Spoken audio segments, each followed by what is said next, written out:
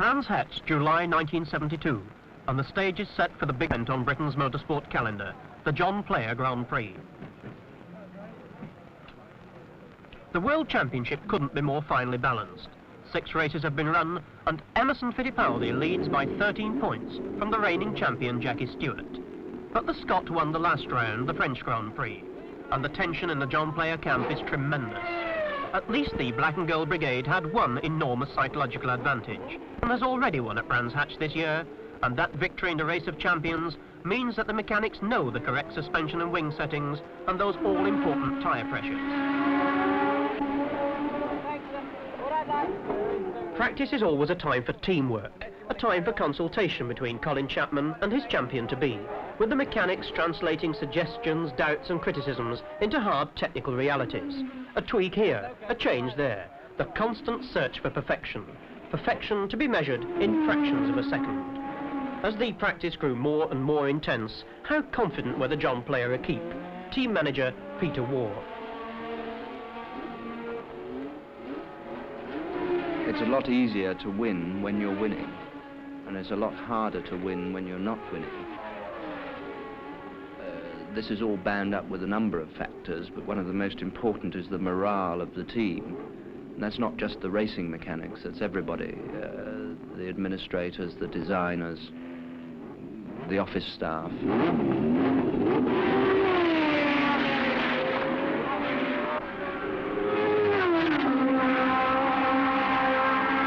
he comes in next time, can we take half an inch out or a quarter of an inch? It's certainly worth trying. He's only got 30 gallons of fuel on, and he's going to need more than that for the race. We've just got the real so we didn't cock up.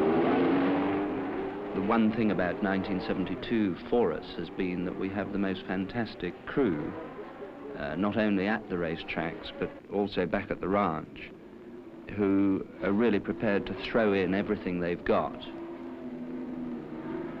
What the crew needs, basically, is an early season win, because it tends to set them up for the rest of the year with a pole position and a win at the Race of Champions at Brands Hatch, and another pole position and a win at the Daily Express meeting at Silverstone in May. We knew we had the makings of a very good season. The main problem in organising the team is that in motor racing we work to much tighter deadlines than most other organisations or companies. And no one's going to delay the start of the John Player Grand Prix because we're not ready. What people don't see is the tremendous effort that goes in before the cars come to the circuit.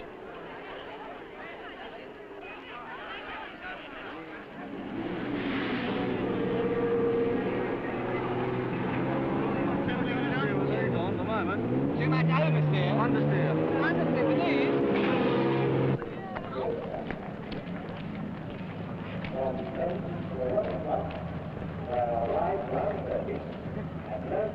Now he's got chronic understeer, so we've got to put his wing up. So we want another pair of wings with the spoilers on the back.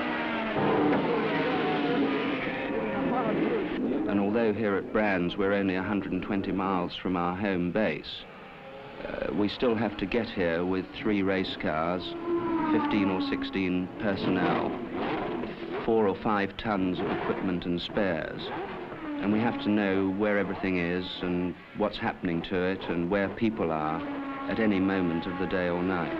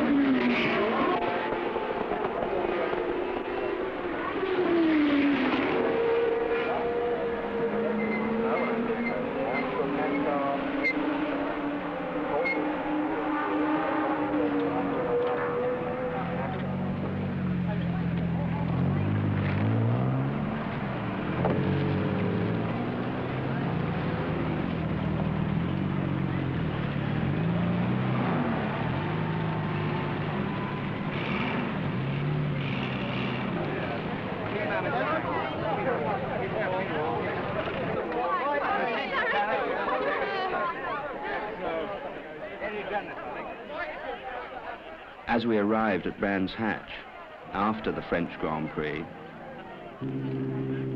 signs of strain were beginning to be apparent in the organisation. If you looked round the faces of Eddie Dennis, Steve Gooder, Trevor Seaman, Jim Pickles, the mechanics who'd been working on Emerson's cars this season, you could see the strain appearing, however.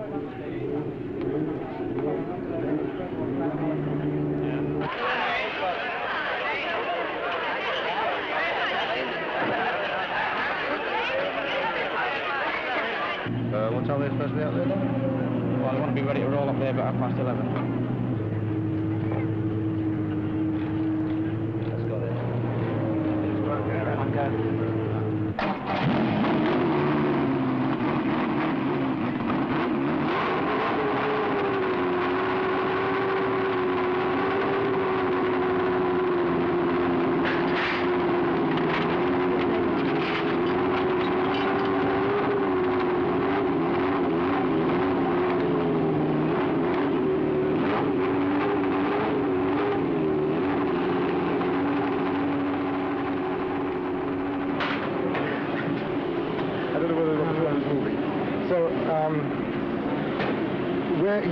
You're based in England after this, or you're going back to Geneva? Yeah, go back to Geneva. Yeah. To Geneva? Yeah.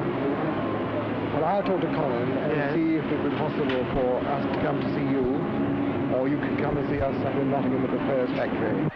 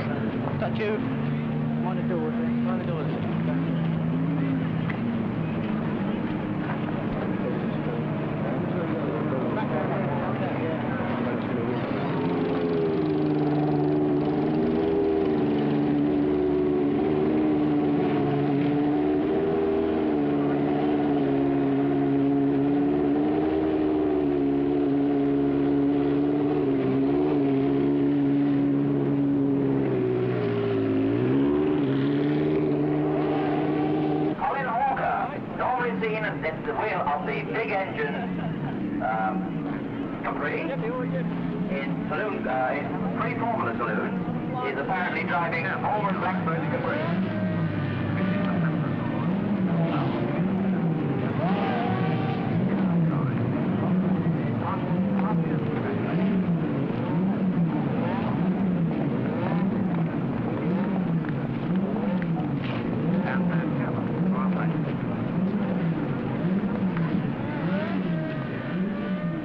Had a very successful run, both in Formula 1 and Formula 2. I think Emerson had gone 5 races without being beaten during the height of the summer. And here we were sort of pushing our luck, just one race meeting further and one race meeting further.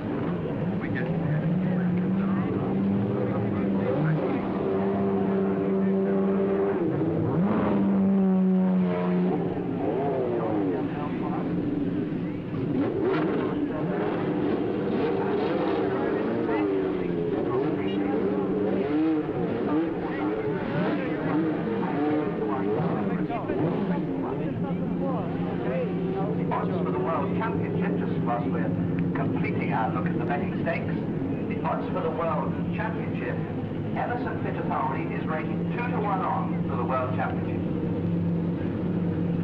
Jack is German, 4-1.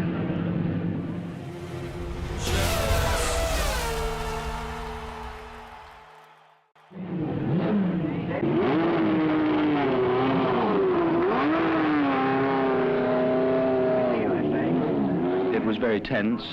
For a start, we knew that all the brass from players were in the grandstand watching their cars.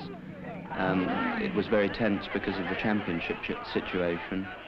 It was very tense because we were the odds-on favourites before the race began.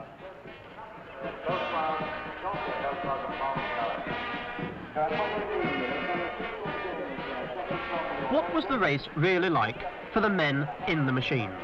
Let's hear a unique commentary from the cockpit from Emerson Fittipaldi.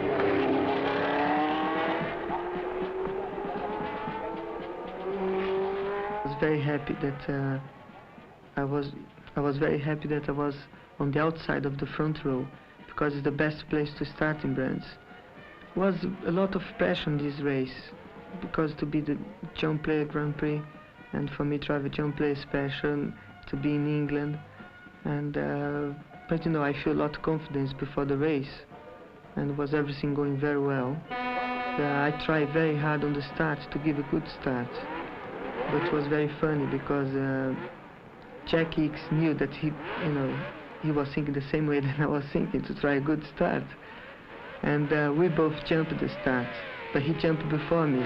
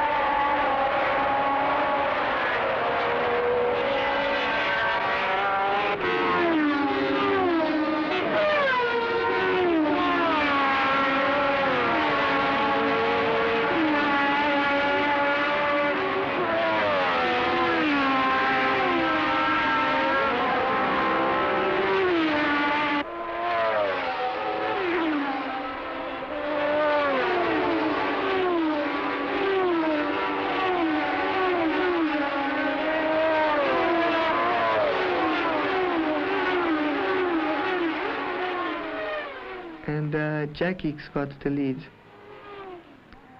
and I was second, very close behind him, and I was quicker than Jackie on braking, approaching to the corners, and Jack was a bit quicker out of the corners on power, but I could catch Jack Hicks on the corners, you know, approaching and braking to the corners, and I was fast on the corners, but there was no way to overtake Jackie, because on the straights he was going away from me. And it would be very, very difficult to overtake. I knew, you know, after the start that I should be there, you know, right on his tail, waiting that he was going to do any mistake to overtake, because on normal conditions it would be very difficult to overtake. I was trying very hard to overtake Jack Hicks, and there was no way that I could overtake.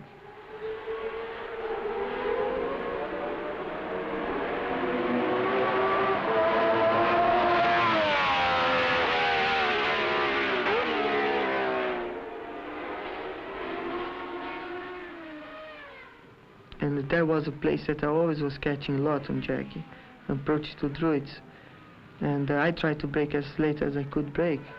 The surface was breaking away, and then you have the inside line that was quite clear, quite clean, the surface, but the outside was completely dirty and very slippery. When I started braking, catching Jack Hicks, I realized that I was braking too late.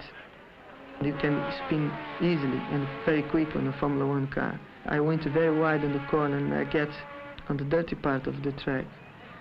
And when that happened, I saw that I was going to hit the bank, because I was going very quickly out of the track, the car.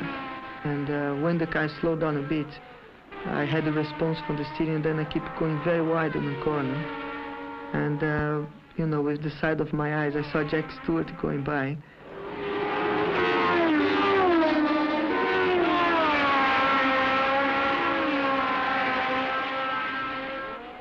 And there was a mistake that I done, because I braked too late and I went just a bit too wide.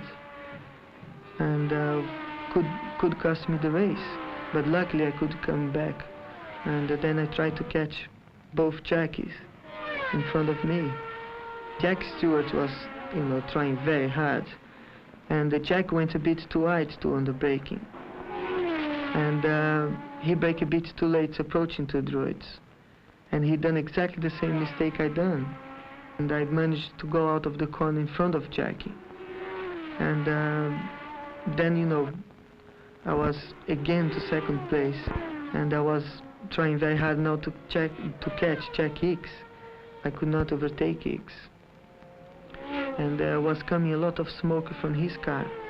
I didn't know what was going wrong on the Ferrari, but I was getting a lot of oil on my visor, on my car. And suddenly going out of steering corner was quite close behind Jackie. And I listened like he was missing a gear. And the engine was revving up a lot. And his car suddenly stopped. You know, any driver, when you found a lady of a Grand Prix, the next thought is who is behind you.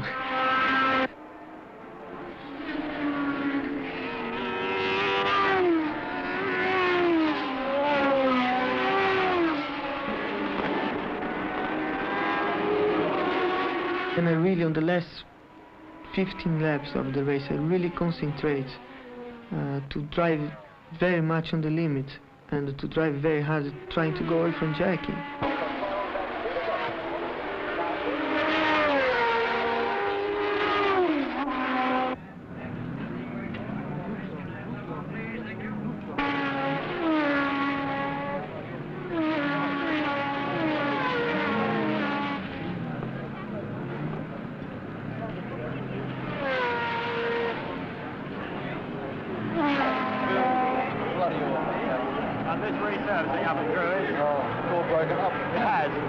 Literally 6 inches off the line and he just flies off the jet.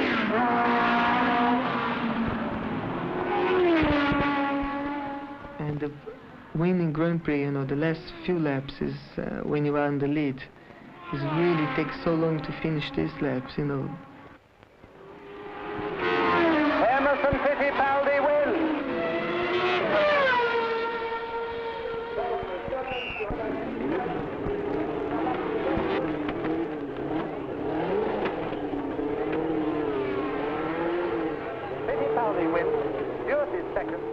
It's very nice to see the mechanics after the race, everybody together and happy. That week they have been doing a fantastic job. They work very hard, and you know, all the team working hard. And it's very important to have good results for Formula One team, to have all the team working together well. And so Emerson Fittipaldi, the 25-year-old Brazilian, beats the reigning champion Jackie Stewart in a straight duel and extends his lead in the title table to 43 points to Jackie Stewart's 27. There was a long way to go in the season, but Fittipaldi was to prove that he was going to be the man of the year.